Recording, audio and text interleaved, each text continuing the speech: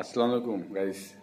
আসলে ঘটনা ঘটছিল 11 তারিখ বিকেল 4টা, আমাদের সোয়া 4টার দিকে আর কি, আজানের পরে আর কি।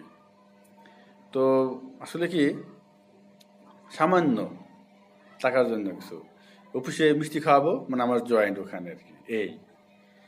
এই জন্য যদি ওয়াইফ যদি গলায় ছুরি ধরে, তাহলে বলেন, তাহলে ভালোবাসা কোথায় গেল?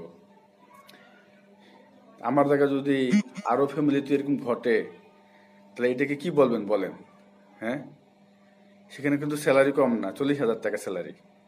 আপনার 3,000 টাকা আপনার কনভেন্স বিল, 6,000 টাকা দৈনিক, 200 টাকা করে মাসে, 6,000 টাকা, 1,000 টাকা আপনার কি মোবাইল বিল। তা কত বললো দেখেন, 50-এর উপরে কিন্তু। ভালো পাইনি, সব কিছু ওকে, বুঝছেন। কিন্তু দুর্ভাগ্য যে আমার জয়েন্টটা হয়নি, বুঝছেন। এসব মানে, যার ফলে এটি ভালোবাসা, আসলে কি, মানুষ তো ভালোবেসে সব কিছু করে। কেউ জীবন হারায়, কেউ পরিবার হারায়, ভালোবেসে জীবনটাকে উপলব্ধি করে। আসলে তা না, ভালোবাসার মাঝে কিছু নাই।